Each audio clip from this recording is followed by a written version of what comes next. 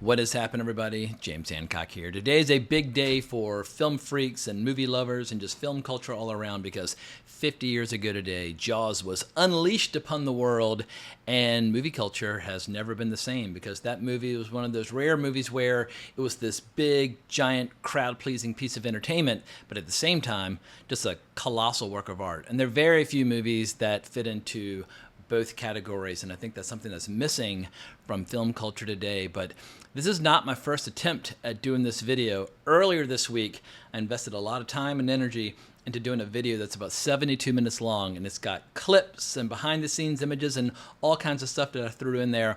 I probably spent more time on that video than any video I've ever made. And what happened when I tried to upload it last night? It got blocked. Like, not your ad revenue is going to go elsewhere, but just blocked outright by Universal. And I filed an appeal, but sometimes those appeals can take a couple days or up to a month. And guess what?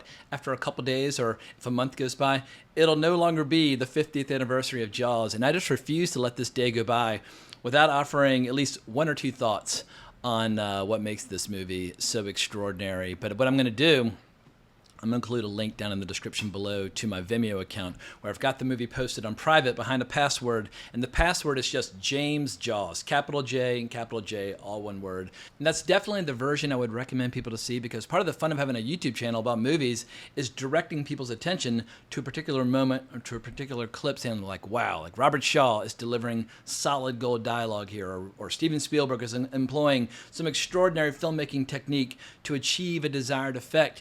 And if you remove all those clips, well then what you're left with is a bunch of failed attempts on my part to speak at great stretches of time or lengthy stretches of time without making a mistake. I cut out all my mistakes, and then I use images and I use videos as like kind of like a band-aid to cover up all the points where I stop. And just to give you an example of how frustrated I get sometimes, here's one of my attempts at speaking this past Sunday when I was doing my box office breakdown. Dude, what is...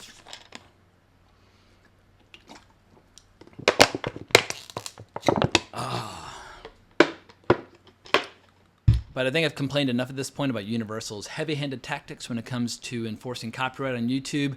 Let's talk about the movie itself, because while Jaws is not my favorite movie of the 1970s, I don't even really know what that might be. I mean, there's so many extraordinary movies to choose from. But I think with Jaws, if you wanted to learn about the process of how do you develop an idea into a best-selling novel and then convert that novel into an extraordinary screenplay, kind of a work in progress, and then how do you assemble the best possible crew imaginable, where you have the best editors and the best DPs and the best special effects artists and the best actors, then how do you go through the hell of going over budget and over schedule? Then how do you take all these ingredients and stir them all together and make a blockbuster movie unlike anything that people had ever seen before? I think there's no better way to learn about making blockbuster movies than by studying the entire lifespan of Jaws, starting with the novel by Peter Benchley, which is an incredible read. I read a lot of it in the bathtub, and I've just read it for the first time, but there's something about being in the bathtub when you're in water, when you're reading about a killer shark, which makes the experience much more intense as you're reading it. All I needed was like a little rubber ducky and a little rubber shark to have battles to make the experience complete.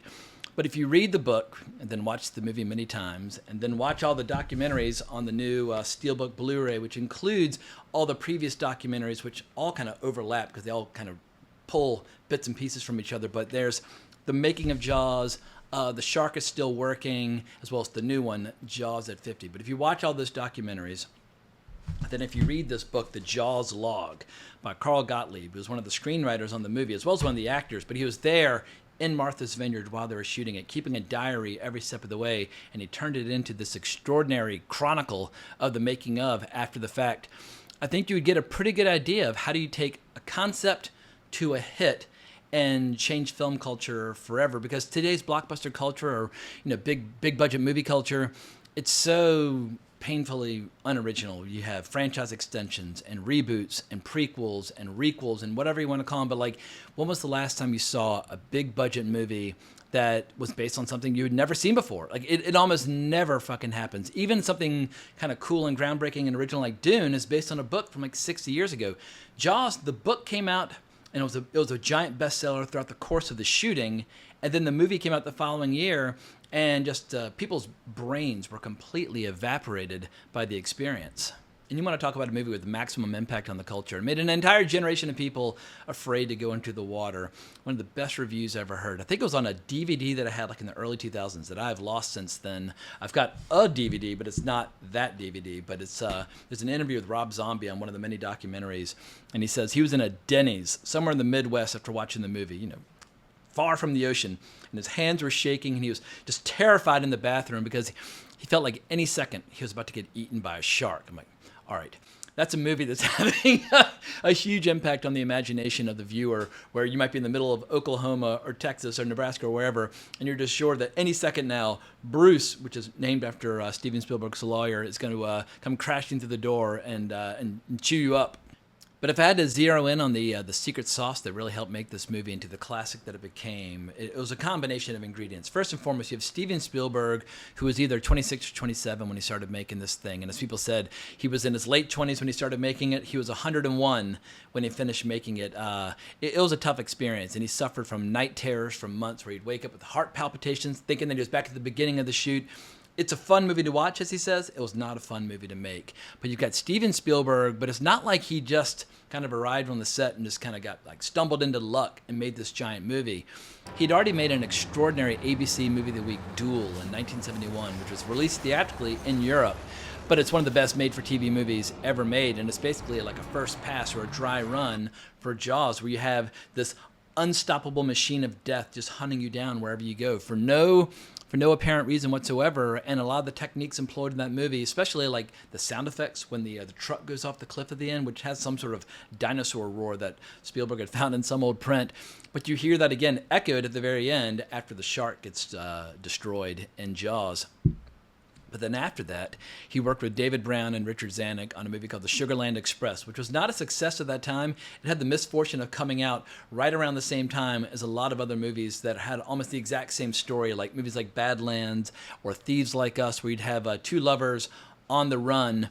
But Sugarland Express, you can see, not only does it have tons of mayhem and car chases and scale and scope, it gave Steven Spielberg all the experience he could possibly need for working with great actors, but it also employed a lot of the techniques that he would use for maximum visual effect in Jaws. Like the famous dolly zoom that everybody remembers when Roy Scheider's sitting on the beach and he sees a little boy out on the raft. And you're getting all those great wipes, which Steven Spielberg is disguising with people walking back and forth. So you can't see the wipe, but he wanted the illusion of a consistent shot without ever actually a cut. And so he was using these wipes to show you what Roy Scheider is seeing, and the camera keeps getting in closer and closer. But finally, the shark attacks. You can barely even see the shark attack because the shark was not working. And then you get that great dolly zoom, which everybody loves, but it had already been done on the Sugarland Express. Toward the end of the movie, you have the two parents that think they're reclaiming their child, but there's a sniper waiting in the house, waiting to kill them. And so once again, all these early efforts were the perfect training ground for the young Spielberg. And so there are a lot of filmmakers out there where they'll kind of waste their 20s making movies about people sitting on the sofa, complaining about their problems and staring into their navel. But Steven Spielberg was learning how to be a complete and total master of mayhem throughout his 20s. And you can see it in every single frame of Jaws. And he's part of an elite group of filmmakers who made some of their best work in their 20s, obviously. Orson Welles in Citizen Kane, or Quentin Tarantino in Reservoir Dogs, or Paul Thomas Anderson and Hard Eight and Boogie Nights. Who else would be in the mix? Or John Carpenter with Assault on Precinct 13, or Buster Keaton with friggin' Sherlock Jr. I mean, there are a lot of filmmakers who get their start in their 20s. And just there's something about being in your 20s when you're just reckless, kind of dumb, kind of foolhardy, full of a lot of confidence. But if you're reckless and dumb and brave and courageous and also talented, well, then incredible things can happen, especially when you line up basically a murderer's row or like a Knights of the Round Table of the best collaborators that you could possibly imagine. And speaking of great collaborators, let me pause for a second and sing the praises of the legendary Tony Stella, because when I first started working on my original video, I reached out to Tony and said, hey, I know you've done a few posters for Jaws in the past. Do you mind if I use a few of them in the video? And he said, well, I'll do you one better. I've got a new poster that I'm working on, and I'll let you use that for your thumbnail. So I was like, well, yes, thank you very much. I mean, Tony Stella is rapidly earning a reputation as one of the best goddamn movie poster designers of the modern age. And so to get to have any of his art associated with this channel is a huge honor and a huge thrill. So thank you, Tony. You are a prince among men, and I greatly appreciate this kind gesture on your part. But when it comes to great collaborators, you could not ask for a better cast and crew than what Steven Spielberg had for Jaws. I mean, let's just start with David Brown and Richard Zanuck as producers. Without them, this movie would not have happened, and they just had absolute balls of steel. And they'd made plenty of flops in their career, but they'd also made massive hits like The Sting, which also starred Robert Shaw, won a ton of Oscars, generated tons of box office. And they'd work with people like John Williams on movies like The Iger Sanction. And just quick plug for The Iger Sanction, I did a video about that a few weeks back, which I absolutely loved. But David Brown and Richard Zanuck, they had this great line where somebody accused Zanuck of trying to build up this young filmmaker's career by giving Steven Spielberg this opportunity. He said, no, I'm trying to build up my career, which I think is a great way to look at it because he could see the talent and the vision and the ability in the young Steven Spielberg, but also they assembled just... I mean, you could not ask for better technicians and craftspeople than they had on this flick. Like Bill Butler, the director of photography. There was a union rule that the director of photography could not operate the camera. I mean, obviously, you got multiple boats at sea. You need a lot of operators. And they just happened to get, as one of their operators, Michael Chapman. And Michael Chapman, I mean, he shot Taxi Driver for Martin Scorsese. He was one of the best directors of photography out there in his own right. But here he is operating a camera, and he had this unique ability where if you tried to mount a camera on a tripod on a boat, the audience was going to puke their guts out. They'd get real seasick real quick. But Michael Chapman said he had a real skill of just using his knees and his torso to give some of the best handheld footage imaginable. And Spielberg initially was a little reticent about a bunch of handheld footage. Like, oh, that's kind of going to look a little low budget and kind of guerrilla style filmmaking, but it was perfect because you get all these great shots of like whether it's the sneakers going up the side of the boat as they're leaping into action or whatever the case might be. But having a bunch of people that were nimble and light on their feet was exactly the right way to go. And while the grips and the electrics and the operators and whatnot, they might have been inexperienced at shooting at sea going into the movie, they were the world's foremost experts by the end of the shoot because they just kept going and going and going. They had originally planned on finishing the shoot by like late June, and I think they finally finished sometime around like September or October. There were a lot of problems involved in the making of this movie, but as some people have said, like David Brown, it ended up being kind of a mixed blessing. Because during the times when the shark was not working, they were forced to rely upon their ingenuity and their creativity and just fresh ideas about how do you create the illusion that the shark is there when he is not there, whether that's having barrels going across the surface of the water or a dock being pulled out and coming back around, or just Spielberg's idea of putting the camera right at eye level in the water, which is incredibly alarming for the viewer because it makes you feel like you're right there about to have your toes nibbled on a shark at any second. And he had the greatest secret weapon of them all, John Williams. And John Williams, obviously now, you cannot mention Spielberg without mentioning John Williams in the same breath. And Steven Spielberg said that John Williams can be basically, it's like his score was like responsible for 50% of this movie's success. And I would go one step further. I would argue 50% of Steven Spielberg's success overall throughout his entire career can be attributed to John Williams because take E.T. or Raiders of the Lost Ark or Close Encounters of the Third Kind. Take any of those movies and remove the score and just put in something kind of generic, well, then those movies would be fundamentally altered. But also what's beautiful about John Williams' score is that it was never used as a pump fake. It's only used when the shark is there, whether that's the opening title sequence, whether you see the title card underwater, or when he's like, once again, coming up underneath little boys on rafts and that sort of thing. But every time you hear John Williams' music, you're like, oh shit, someone's about to go down. And it was just the ultimate secret weapon in the absence of a fully functional shark. But when the shark did work, it was some Hall of Fame special effects. And the idea of having a rig that you could put in the ocean that would kind of work some of the time, it's just a miracle of engineering. And so going back to this idea of Steven Spielberg's collaborators and his technicians, Joe Alvis and Robert Matty. Robert Matty actually came out of retirement to help create this shark. He had made the giant squid in 20,000 Leagues Under the Sea. But he was enjoying retirement, but he had this relentlessly positive attitude where there was no task that he deemed to be impossible, even though a lot of people feel like it wasn't technologically possible to do what they were trying to do at the time, no matter how much money they had, which is one of the reasons why they went so over budget. But they had technicians working round the clock because the salt water was always getting in there and grinding its gears and fouling things up. But as you see in the diagram, you basically needed an environment where you could have a giant rig on the floor that would allow the shark to rise up in dramatic fashion, which is why they landed on Martha's Vineyard. It was one of the few places where you could go 12 miles out where you couldn't see any land in any direction, but you still had a sandy bottom about 30 feet down from the water, and you needed that sandy bottom, otherwise the entire rig wouldn't function. But also just getting Martha's Vineyard to stand in for Amity,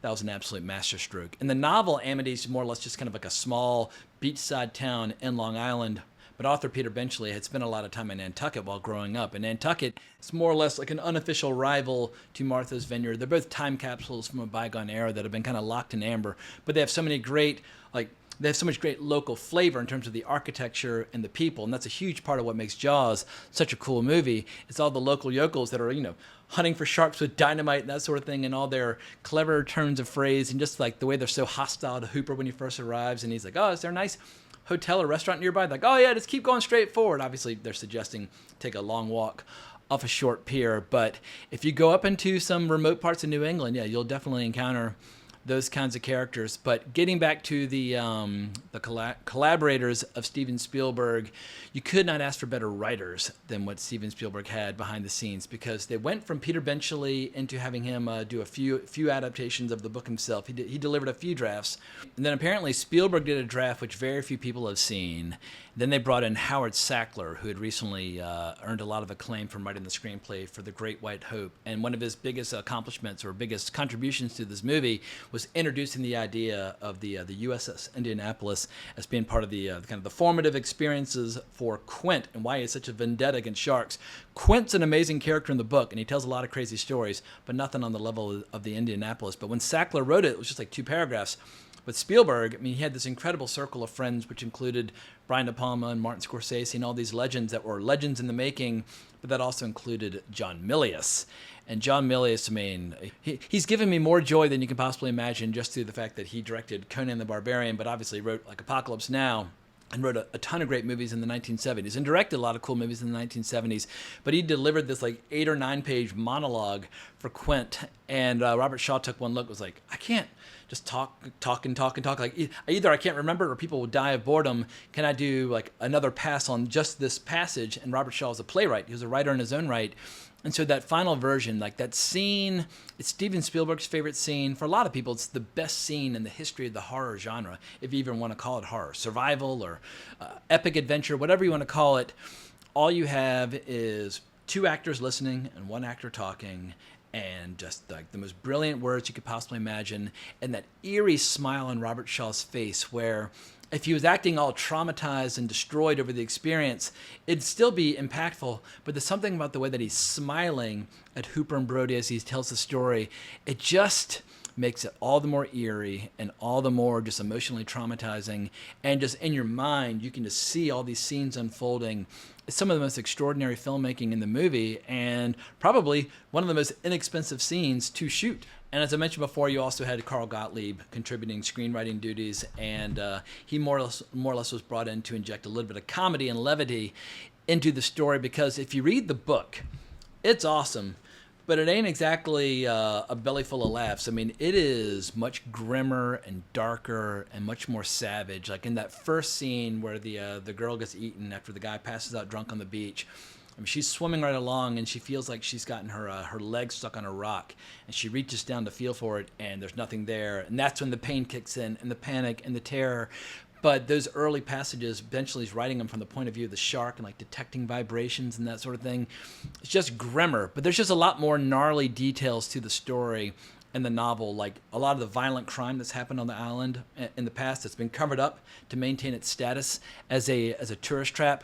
Those are much more pronounced in the book. And basically the full like middle third of the book, where you learn about Vaughn's partners and why he's so hell-bent upon keeping this community open.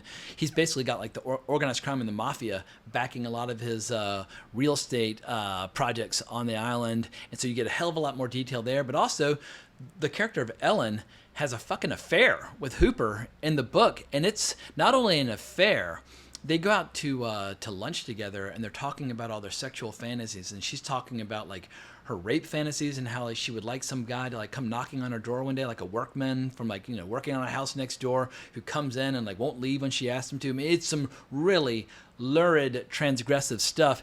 And so when you finally get to the final third on the boat, you know, with the movie, it's like a tale of high adventure that not everybody's going to come home from. But in the book, Quint, Hooper and Brody, they have a lot more internal struggle. Hooper and Brody can't stand each other, and Quint can't stand Hooper because he's under the manor born and wealthy. So there's just a lot more internal tension on the boat.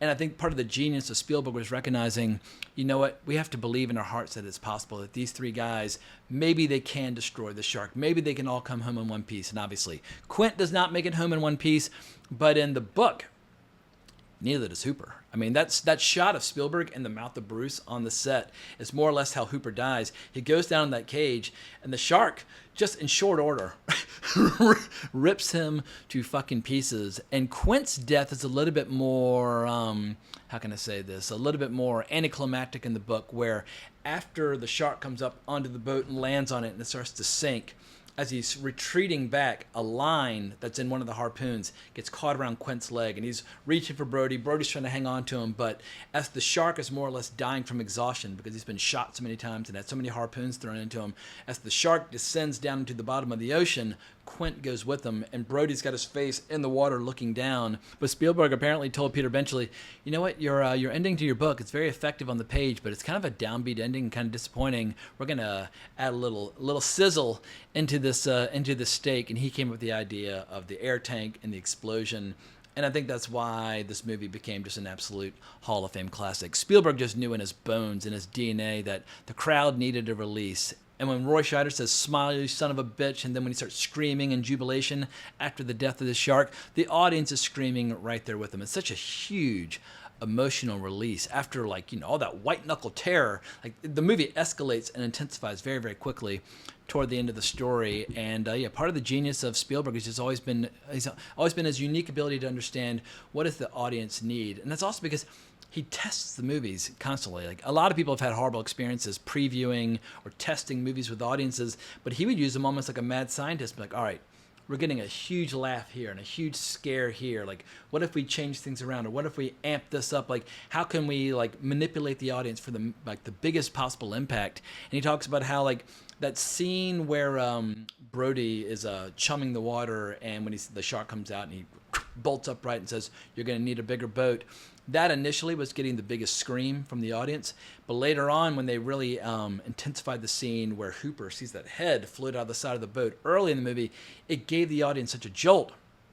They were prepared for and kind of conditioned for the later scares. And so throughout the preview process, as they were getting ready to release the movie, Spielberg was constantly manipulating the movie, just trying to make it as emotionally impactful as humanly possible. And one of Spielberg's secret weapons on this front was the great mother cutter herself, Verna Fields, where, like, editors sometimes I feel like get overlooked when it comes to a really, really powerful or entertaining movie. But she was there in Martha's Vineyard every step of the way. And if your editor's there with you, they can recommend pickups, so they can show you how scenes are coming together, so that you don't, like, get caught in this trap of sending everybody home at the end of the shoot and realizing, oh God, like, we forgot to shoot the part where the shark explodes or something along those lines.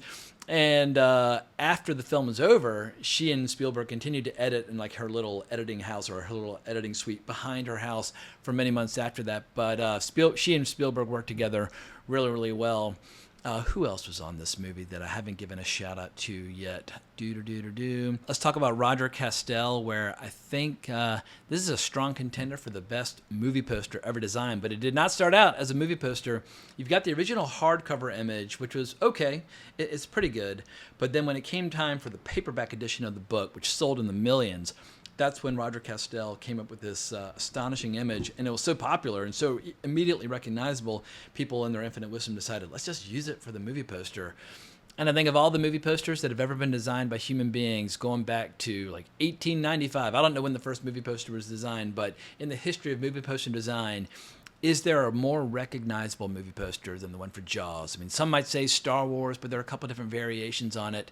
But when you see that poster for Jaws, it just looks like a locomotive of death and razor blades hurtling up. Or maybe I just have a fear of big giant monsters underwater. I watch a lot of those weird YouTube videos where you're underwater with, you know, huge monsters coming after you, and they're fucking terrifying. It's just, maybe Jaws put that fear into me in the first place. But when you look at this poster, like they reused almost the exact same image for Jaws 2. And it doesn't even make sense there. The girl's skiing, like water skiing, and the shark's coming up and out of the water like the size of a battleship.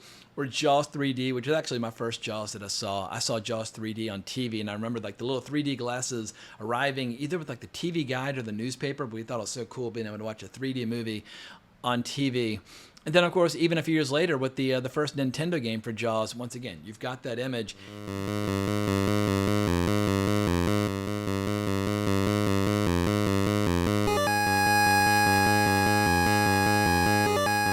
I would say that the image of the shark in Jaws is as iconic as like the Superman logo or the Batman logo. Like any icon you can think of from pop culture. Even people who have never seen Jaws and never plan on seeing Jaws, you show them that image without the title, like, oh, Jaws.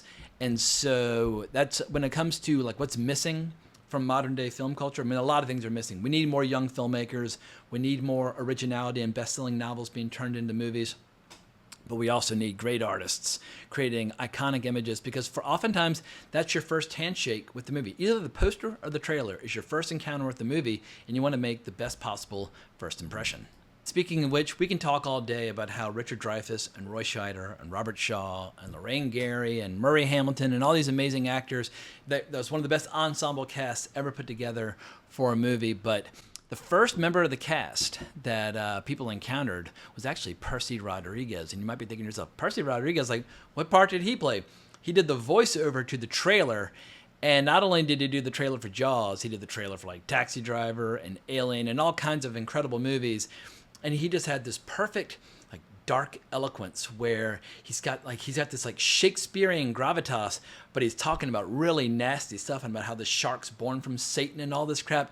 The trailer is an absolute masterclass in how to make a great trailer, where even though I know it's probably going to get this video demonetized, I might not be able to resist including one little snippet.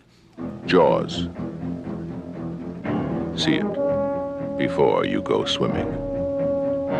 Now, I've been talking at length about all the incredible technicians who have worked on this movie, but I feel like I've kind of shortchanged the cast, so maybe as a way of starting to build towards some sort of conclusion, let's just talk about the chemistry of Robert Shaw, Roy Scheider, and Richard Dreyfuss, where something about those three guys on that boat forming that bond, even though there's some initial tension, obviously. Quint and Hooper, they have some class differences, and I love all those scenes in that room full of all those shark skulls where Quint's talking about like oh, we're not talking about like pleasure cruising or sailing, we're talking about sharking, like working for a living. And I wish I could show all those clips. In my other version of the video, which I'll link down below, I show all those clips, which is why I got in trouble in the first place. But I love how Hooper's like, I don't have to take all this like working man's hero crap and that sort of thing. And all their little rivalries on the boat, like when Quint will take a sip from a beer and crush the can, and Hooper will take a little sip of coffee and crush the cup. Or when Quint loses his temper, when he's like, Hooper, you idiot! Like, aren't you watching? Like, he just like is screaming and berating Hooper. Like, all right, these guys are just never going to get along. And of course, Brody's having to do all the shit work. He's useless, so he's learning how to do his little knots, and he's chumming, and that's all he gets to do, and smoke cigarettes and work on his tan. But when we finally get to that great scene, right before the scene about the USS Indianapolis, when Quint and Hooper are exchanging scar stories, and Quint's talking about like hurting his arm, like in an arm wrestling contest when he was celebrating his third wife's demise. I love it. He says demise, not demise. And Hooper's talking about like the girl who broke his heart. And finally, at a certain point, Quint's like, you want a drink? He's like, we'll drink to each other's legs. And he starts kind of giggling, and suddenly you realize, all right, these two guys, they have completely different backgrounds. They've had completely different opportunities and experiences, but there's so much more in common between them than that which separates them. They love the ocean. They love boats. They love everything about it. And there's like a real bond that's formed, and it just makes what happens to Quint all the more heartbreaking after the fact. But yeah, there's so many great movies over the last 120 years that have extraordinary casts. But when it comes to like the spirit of adventure, like action adventure and thrills and chills and kills and all that good stuff, when those three guys are on that boat firing harpoons and the barrels are flying off and they're tying knots and the music starts to soar, and you can even see like Roy Scheider, it's like, even though he hates boats, smiling with exhilaration as the boat's racing along. It's some of the most epic filmmaking that I've ever seen, where the photography and the music and the performances, they all come together. And that is why Spielberg is one of the all-time great directors, because that stuff's not in the book. He could see the potential on the page, and he's like, I love the book. The book's incredible. And if you'd had a different filmmaker adapting the book, let's say, hypothetically, if William Friedkin, after making The Exorcist, was like, hey, let's do Jaws, it would have been probably awesome and really terrifying and really cool and really intense, but totally different. And there's something about that Spielberg flavor that just makes your heart soar. And that's why he's one of the most beloved filmmakers who have ever lived. If you look at the list of all the most popular movies ever made, based purely on ticket sales, like if you adjust for inflation, when you see how like Gone with the Wind's #1 and Star Wars is #2, but in that list, Spielberg's got 2 movies in the top 10. He's got friggin' Jaws and E.T. I'm like, wow, like, you know, Cameron's in there for Titanic, and David Lean. Actually, no, David Lean's not in. Oh yeah, he is in there, but for Dr. Zhivago. Or William Friedkin's in there for The Exorcist, and Cecil B. DeMille's in there for The Ten Commandments. But Spielberg, goddamn, like, if you're lucky enough to make one of the most popular movies ever made, sometimes that's all your career's going to give you.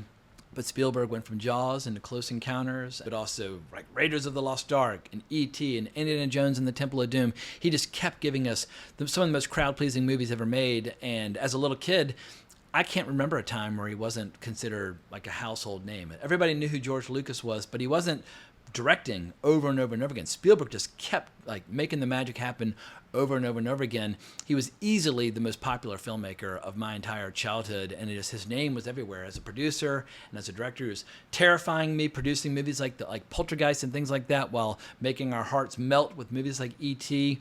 Spielberg, I think I've been a little bit dismissive or casual about him, like, or maybe just like a little bit, I don't know. I feel like I haven't been appropriately reverential toward him because he was such an obvious like giant throughout my childhood. You can get a little blasé, like, all right, well, he's cool, but I want to watch David Cronenberg movies. I want to watch, John Carpenter movies and that sort of thing. But what Spielberg has managed to accomplish over the last 50 years is one of the most awe-inspiring stories in the history of movies. And I think now that he's starting to get up there, and there might come a day where we do not have Steven Spielberg in our lives, I think it's time to start appreciating him even more so than we already have over the last half century. And if you pick up this Blu-ray, which came out a couple days ago in celebration of the 50th anniversary, there are a lot of testimonials on the documentary Jaws at 50, where a lot of Spielberg's peers, but also subsequent generations of filmmakers, talk about what his work has meant to him. And there's some great testimonials in there, like Steven Soderbergh says that he's seen Jaws on the big screen more than 30 times. And Steven Soderbergh's also a massive advocate for this book. But and you see like actresses like Emily Blunt talking about how attracted she was to her Roy Scheider, how like that tan, leathery, athletic, kind of grizzled cop from New York is like her perfect masculine ideal. But perhaps the best tribute to Jaws on the documentary is when they show a clip of Richard Pryor on a TV show back then. He's like, man, I love Jaws. He didn't eat no black people. And Richard Pryor's my all-time favorite comedian. But the way he said it, I about fell out of my chair, just started cracking up. Of course, Richard Pryor was going to bring that up. But goddamn, like the impact of this movie on people's lives as like viewers who just love watching great movies and like love sharing great movies with their friends and their kids and their grandkids, but also more importantly, the impact on future filmmakers who would go on to tell their own stories their own way and do their best to make their own marks and their own impact on the filmmaking industry. Yeah, the ripple effect of Jaws, I don't think can be understated. There are movies that have made more money than Jaws since then, but I think when it comes to blockbusters, and this might be controversial, Jaws is the greatest blockbuster ever made. And some people are going to say, what are you talking about? It's Star Wars. Maybe.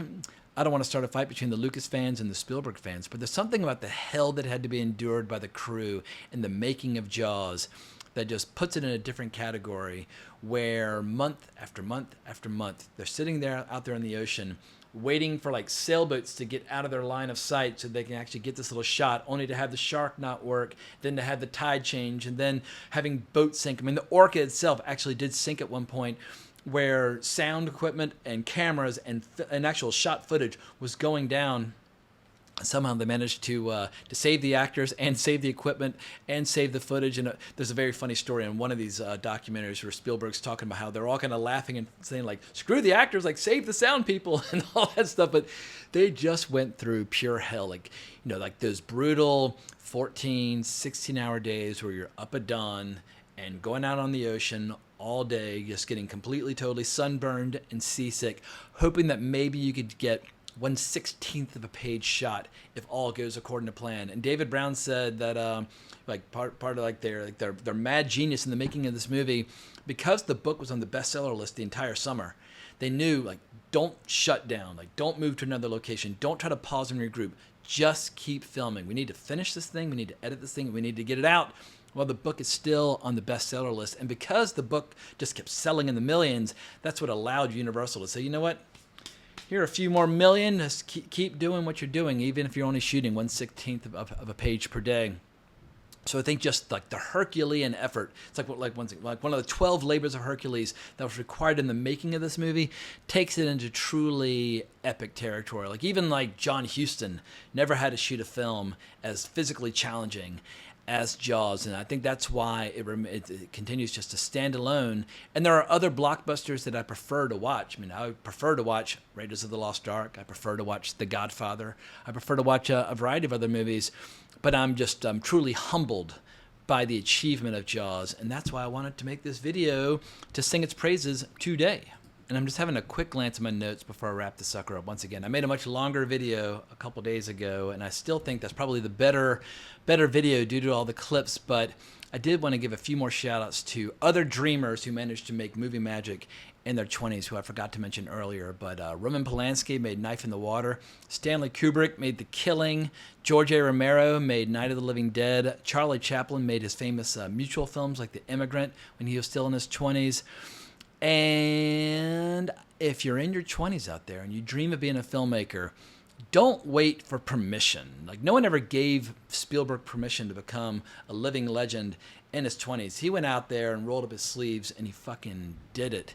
And I think a lot of times people fall into the trap of thinking, I got to pay my dues, I got to climb the ranks, I got to work within the system, and then maybe one day if the stars are aligned, somebody will give me permission or give me the opportunity of a lifetime to make the magic happen. And I just feel like there's so much to be learned from Steven Spielberg. I remember years ago when Tarantino was just getting started, somebody asked him if you could sit down with one filmmaker to have dinner with and ask them for advice in your career, who would it be? And without hesitation, he mentioned Steven Spielberg. I was like, how come he didn't say Scorsese or Stanley Kubrick or one of these other like giants? Like, and who knows, maybe he felt more of like a rivalry with those other guys, but he felt like he could learn so much about the business from Steven Spielberg. He's one of the great figures of the last 50 years, but it's starting to get late and I need to start editing this video. So I could talk for hours more, but I would just be regurgitating everything that's already been very well said in all the various documentaries. So once again, The Making of Jaws, The Shark is Still Working, Jaws at 50, and The Jaws Log. Study them, absorb them, learn all you can, and if you're looking for a great experience reading in the bathtub with your rubber ducky, definitely check out Peter Benchley's book as well. The 70s was that great heyday of best-selling books being turned into kick-ass movies, whether you're talking about The Godfather or The Exorcist. And I think that's one thing that made the 70s quite different from a lot of the blockbuster eras since then, because I feel like best-selling books and blockbuster movies should go hand in glove, but it's very much absent these days from movies. Apart from Denis Villeneuve adapting Frank Herbert books and that sort of thing, but yeah, all the big blockbusters are like the 10th or 15th iteration of something we've seen many times before. It's time for some fresh ideas and for people's minds to be blown all over again. But thank you so much for sticking with take 2 of my Jaws tribute video. I hope you enjoyed it. Please consider liking, subscribing, hitting that notification bell, and hope everybody has a great weekend. But more importantly, as always, onwards and upwards.